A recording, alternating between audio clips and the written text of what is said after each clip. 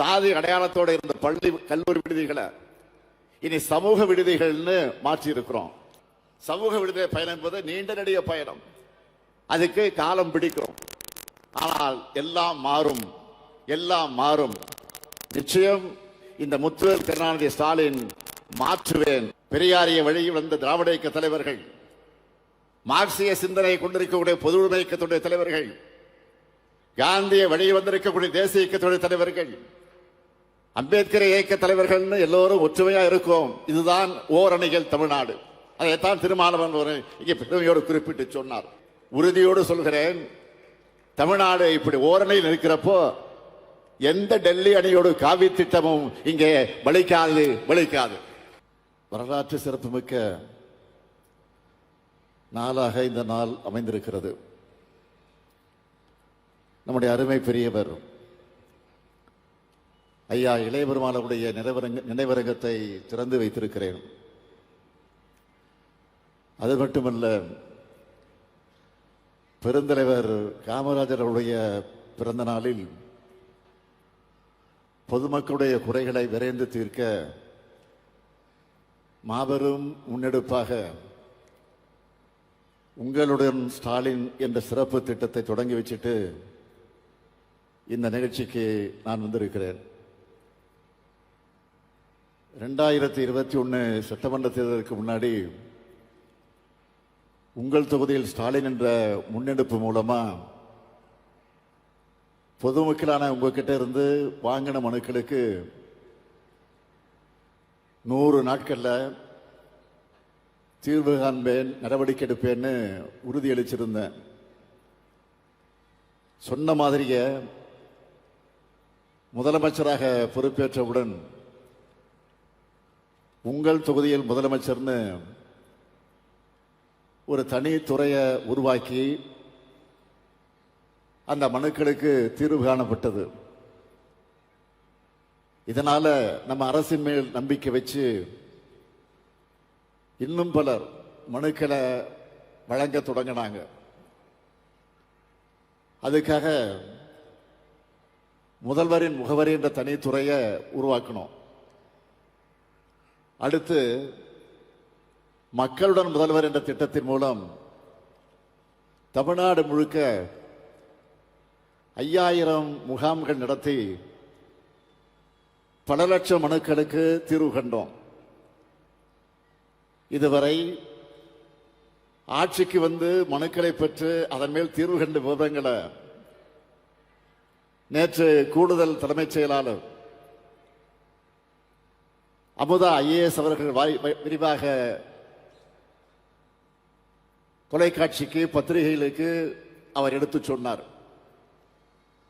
இப்போ அதோட அடுத்த கட்டமா உங்களே ஸ்டாலின் முகாம்களை தொடங்கி இருக்கோம். மொத்தம் 10,000 முகாம்கள் நடக்க போகுது. தன்னார்வலர்கள் வீடு வீடாக வந்து உங்களை சந்திச்சு முகாம் நடக்கிற நாள், இடம் உள்ளிட்ட எல்லா தகவல்களையும் சொல்லிடுவாங்க. என்னென்ன ஆவணங்களை நீங்க முகாமுக்கு கொண்டு வரணும் என்ற தகவலையும் சொல்லி விண்ணப்பங்களை கொடுத்துருவாங்க. மாதம் 1000 ரூபாய் வழங்குகிற கலைஞர் மகளிர் உரிமை திட்டம், அது உள்ளிட்ட 46 சேவைகள் தொடர்பா தீர்வு காண விண்ணப்பங்களை கொடுக்க போறோம். தகுதி இருந்தும் 1000 ரூபாய் உரிமை தொகை கிடைக்காதவங்க உங்க ஏரியாவில், அதாவது உங்க பகுதியில் முகாம் நடக்கிற அன்னைக்கு விண்ணப்பங்களை கொடுத்தா போதும். நிச்சயமா சொல்றேன், உங்களுக்கு நிச்சயமா உரிமை தொகை வழங்கப்படும்.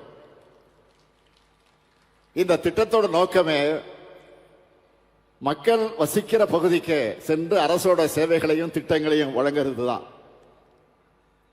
இல்லம் தேடி கல்வி, மக்களை தேடி மருத்துவம், அந்த வரிசையில் இந்த முன்னெடுப்புல அரசு அலுவலர்களும் அதிகாரிகளும் உங்களை தேடி வரப்போறாங்க. இந்த முகாம்கள் நடக்கிற இடங்கள்ல மருத்துவ முகாம்களும் சேர்த்து நடைபெறும். இப்படி மக்களான உங்களோட தேவை அறிந்து தீர்த்து வைக்கிறது தான் நம்முடைய திராவிட மாடல் அரசு. எதிர்காலத்துக்கான கட்டமைப்புகளை வலுப்படுத்துகிற அதே நேரத்தில் நிகழ்காலத்தில் நம்ம நெஞ்சை நிமிர்த்தி நடைபோட கடந்த காலத்தில் தமிழ் சமுதாயத்தோட விடியலுக்கும் உயர்வுக்கும் உழைச்ச மாமனிதர்களையும் நாம் கொண்டாடி கொண்டிருக்கிறோம். அந்த வகையிலே தான் ஒடுக்கப்பட்ட மக்களுடைய ஒளி விளக்கா நெறி சார்ந்த அரசியலின் அடையாளமா விளங்கின பெரியவர் ஐயா இளைய பெருமாள் அவருடைய 100ஆண்டு நினைவரங்கத்தை திறந்து வைக்கிறதுல நான் மிகுந்த மகிழ்ச்சி அடைகிறேன். மகிழ்ச்சின்னு சொல்றதை விட பெருமை அடைகிறேன் என்றுதான் சொல்லணும். சமூக சீர்திருத்த தலைவர்களான அயோத்திதாச பண்டிதர், தாத்தா ரெட்டமலை சீனிவாசன், MC ராஜா, N சிவராஜ், LC குருசாமி, சுவாமி சகஜானந்தர் வரிசையில கம்பீரமா போராடியவர் தான் நம்முடைய அருமை பெரியவர் இளைய பெருமாள் அவர்கள். நந்தனை மறித்த சிதம்பரம் மண்ணில் பிறந்து நாடு முழுவதும் பட்டியலின மக்களுக்கான உரிமைகளை அந்த வாசலை திறந்தவர் ஐயா இளைய பெருமாள் அவர்கள். அவருக்கு சிதம்பரத்தில் நம்முடைய எழுச்சி தமிழர் ஆரூர் சகோதரர் தோல் திருமாவளவனுடைய நிறைவேறங்கத்தை நான் இன்றைக்கு திறந்து வைத்திருக்கிறேன். திருமாவர்கள் சிதம்பரத்தினுடைய நாடாளுமன்ற உறுப்பினர் மட்டுமல்ல, சிதம்பரம் தொகுதியுடைய சீர்திருத்த பிள்ளையாக அவர் விளங்கிக் கொண்டிருக்கிறார்.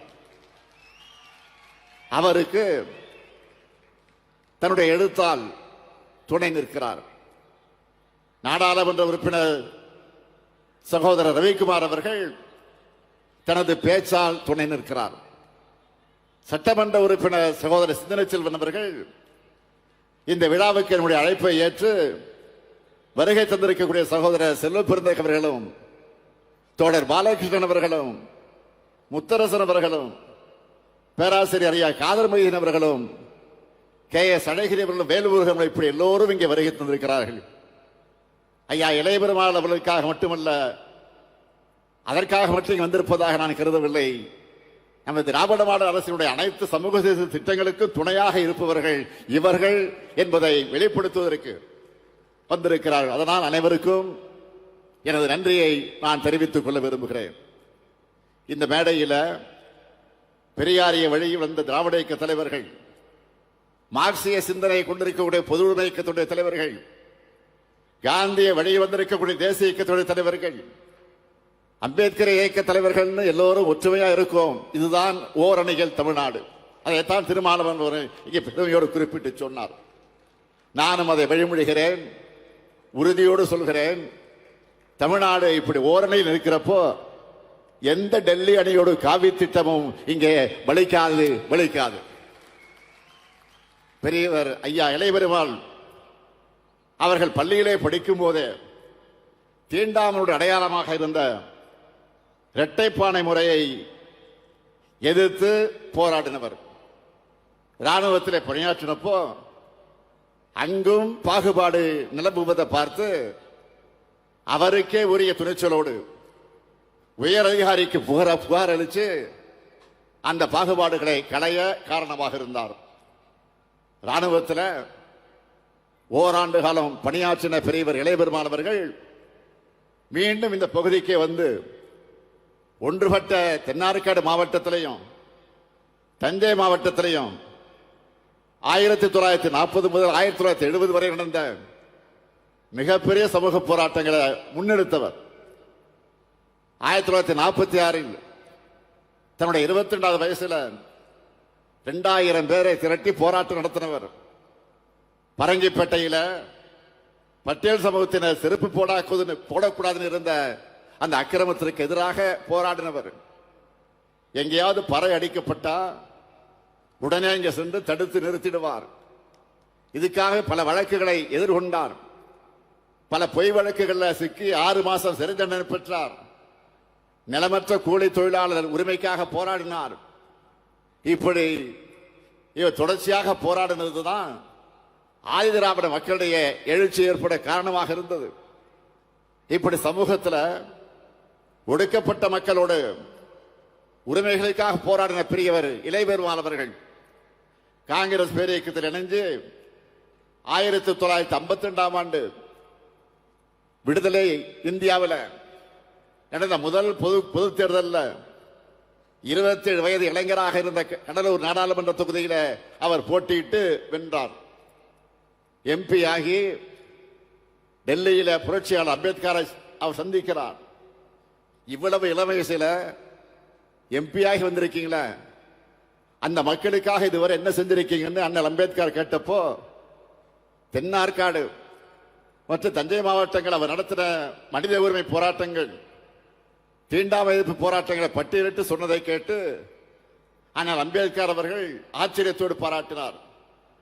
மக்களுடைய உரிமைக்காகவும் சமூக விடுதலைக்காகவும் போராடின ஐயா இளையபெருமாள் அவர்கள் 1980 முதல் 1984 வரை எழும்பூர் தொகுதியுடைய சட்டமன்ற உறுப்பினர், 3 முறை நாடாளுமன்ற உறுப்பினர், தமிழ்நாடு காங்கிரஸ் கமிட்டியுடைய தலைவர், அகில இந்திய தீண்டாமை ஒழிப்பு கமிட்டியினுடைய தலைவர், இப்படி ஏராளமான பொறுப்புகளை வச்சு தொண்டாற்றி இருக்கிறார்.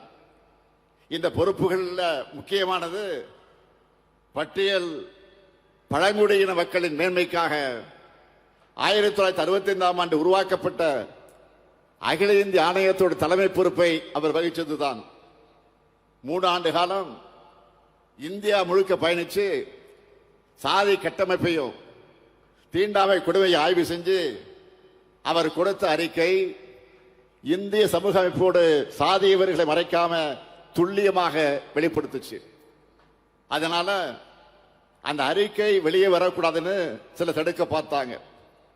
நாடாளுமன்றத்தில் தாக்கல் செய்கிற நாள்ல அவர் தங்கியிருந்த அறையில அவரை தாக்குதல் செய்வதற்காக முயற்சித்தாங்க, அதை செஞ்சாங்க. அங்கிருந்து அவர் தப்பிச்சு வந்து அறிக்கையை தாக்கல் செஞ்சார். இப்படி தாக்குதல் நடக்கும் முன்னாடியே தெரிஞ்சுதான் திராவிட முன்னேற்ற கழகத்தினுடைய எம்பியாக இருந்த இரா செழியன் அவர்களிடத்தில் அந்த அறிக்கையை காப்பியை கொடுத்து வைத்திருந்தார். அதனால்தான் திட்டமிட்டபடி அந்த அறிக்கையை நாடாளுமன்றத்தில் அவரால் தாக்கல் செய்ய முடிந்தது. பிற்காலத்தில் கொண்டு வரப்பட்ட வன்கொடுமை தடுப்பு சட்டத்துக்கு அடித்தளமே பெரியவர் இளையபெருமாள் கமிட்டியோட அறிக்கை தான். தமிழக தலைவர் கலைஞர் அவர்கள் 1971ஆம் ஆண்டு அனைத்து சாதியினரும் அர்ச்சகர் ஆகலாம் என்கிற சட்டத்தை கொண்டு வந்து தந்தை பெரியாரின் நெஞ்சிலே தைத்த முள்ளை அகற்ற நினைச்சார். அதுக்கு எதிராக வழக்கம் போல அந்த சிலர் உச்ச நீதிமன்றம் போனாங்க. அப்போ கழக அரசு தாக்கல் செஞ்ச மனுவில் சமூக சீர்திருத்தத்துக்காக அமைக்கப்பட்ட இளையபெருமாள் கமிட்டி அறிக்கை அடிப்படையில் தான் இந்த நடவடிக்கை எடுக்கப்பட்டதுன்னு சொல்லி இருந்துச்சு. அனைத்து சாதியினரும் அர்ச்சகர் ஆகலாம் என்ற சட்டம் சொல்லும்னு சொல்றதுக்கும் இளையபெருமாள் கமிட்டி அறிக்கை தான் உச்ச நீதிமன்றம் தன்னுடைய தீர்ப்பில் ஆதாரமாக சுட்டி காட்டுச்சு. இன்னைக்கு தமிழ்நாடு அரசு சார்பில் 29 அர்ச்சகர்கள் நியமிக்கப்பட்டு பல்வேறு கோயில்களில் பணியாற்றிக் கொண்டிருக்கிறார்கள் சொன்னால் பெரியவர் இளையபெருமாள் அவருடைய அறிக்கையும் அதற்கு ஒரு முக்கியமான காரணம்.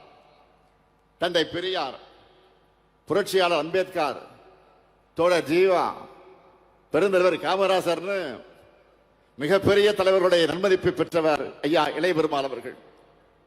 தீண்டப்படாத மக்களுக்கு கல்வி அளிப்பது மூலமா அவங்கள தீண்டாமை இழிவிலிருந்து மீட்டெடுக்க முடியும்னு சுவாமி சகஜானந்தர் திடமா நம்பினார். அதுக்காக நந்தனாரையே ஒரு அடையாளமாக அவர் தேர்ந்தெடுத்துட்டார். அப்படிப்பட்ட சுவாமி சகஜானந்தரை பெரியவர் இளையபெருமாள் பின்பற்றினார். பெரியவர் இளையபெருமாள் மேல தலைவர் கலைஞர் மிகப்பெரிய மரியாதை வைத்திருந்தார். இளையபெருமாள் அவர்கள் சிதம்பரத்தை சார்ந்தவர் என்பதால் சம்பந்தின்னு வாய் நிறைய கூப்பிடுவார். என்னுடைய பெரியம்மா பத்மாமையருடைய ஊர் இந்த சிதம்பரம் தான். அந்த குடும்ப பாச உணர்வோடு தான் தலைவர் கலைஞர் அவர்கள் பழகினார். 1980ஆம் ஆண்டு தேர்தலில் தலைவர் கலைஞர், அம்மையார் இந்திரா காந்தி, பெரியவர் இளையபெருமாள் ஆகிய 3 பேரும் திறந்த வெளி கார்ல ஊர்வலமாக போய் வாக்கு கேட்ட காட்சியை இன்னைக்கும் யாராலும் மறக்க முடியாது. 1998ஆம் ஆண்டு அண்ணல் அம்பேத்கர் பெயரிலான தமிழ்நாடு அரசின் விருதை நம்முடைய திருமா அவர்கள் குறிப்பிட்டு காட்டியதை போல முதலா பெரியவர் இளைய பெருமாளுக்குத்தான் தலைவர் கலைஞர் அவர்கள் அதை தேர்ந்தெடுத்து வழங்கினார். அதே போல ஐயா இளைய பெருமாள் அவர்கள் சமூக நீதி மாநாட்டை சென்னையில் நடத்தினப்போ அதை தொடங்கி வச்சு சிறப்புரையாற்ற முதலமைச்சர் கலைஞரை தான் அழைச்சிருந்தார். அவங்க ரெண்டு பேருக்கு அப்படி ஒரு நட்பு. சொல்லி வச்ச மாதிரி ரெண்டு பேருமே 1924ஆம் ஆண்டு ஜூன் மாசம் பிறந்திருக்காங்க. கலைஞர் ஜூன் 3ஆம் தேதி, பெரியவர் இளைய பெருமாள் ஜூன் 26ஆம் தேதி. செழிப்பேறாத சமூக தொண்டர்னு இளைய பெருமாள் அவர்கள் தலைவர் கலைஞர் அடிக்கடி சொல்வார். இந்த நட்போடு அதனுடைய தொடர்ச்சியாகத்தான் பெரியவர் இளைய பெருமாள் அவர்களுடைய பணிகளை சிறப்பிக்க இந்த கடலூர் மாவட்டம் சிதம்பரத்தில் அவருக்கு 100 நினைவரங்கம் அமைக்க வேண்டும் தமிழ்நாடு சட்டமன்றத்தில் 2023ஆம் ஆண்டு 110 விதி பயன்படுத்தி நான் அறிவித்தேன். இது ஏதோ பெரியவர் இளைய பெருமாள் அவர்களுக்கு புகழ் சேர்க்க மட்டும் நினைச்சிடாதீங்க. இது திராவிட மாடல் அரசு அவருக்கு செலுத்துகிற நன்றி கடன். இப்படிப்பட்ட அடையாளங்களால், குறியீடுகளால், நினைவு சின்னங்களால் மட்டுமல்ல, உண்மையான சமூக நீதி அரசா ஒடுக்கப்பட்ட மக்களுடைய நலனுக்காகவும் செயல்களையும் பல சாதனைகளை செய்கிறோம். லிஸ்ட் பெருசா இருக்கு, சொல்ல நேரம் தான் இல்லை. ஆனால் நெஞ்சு நிமிர்த்தி சொல்லுகிறேன், தமிழ்நாடு வரலாற்றிலேயே திராவிட மாடல் அரசில் தான் ஆதி திராவிட மற்றும் பழங்குடியின மக்களுக்கு அதிகமான திட்டங்களை தந்திருக்கிறோம். ஆனா இந்த திட்டங்கள் மட்டும் போதுமானு கேட்டா போதாது. சுயமரியாதை சமதர்ம சமூகத்தை பயணிக்கணும். அதையும் திராவிட மாடல் அரசு தொடர்ந்து செஞ்சு காலனி என்ற சொல்ல அரசு ஆவணங்களிலிருந்து நீக்கணும்னு முடிவு. ஆதி திராவிடர் மற்றும் பழங்குடியினுடைய சாதி இருக்கக்கூடிய இறுதி எழுத்து இன் என முடியாம இரு என்ற விதியோடு மரியாதையா இருக்கணும்னு பிரதமர்கிட்ட கோரிக்கை வச்சிருக்கிறோம். அதற்காக தொடர்ந்து போராடுவோம். சாதி அடையாளத்தோடு இருந்த பள்ளி கல்லூரி விடுதிகளை இனி சமூக விடுதிகள்னு மாற்றி இருக்கிறோம்.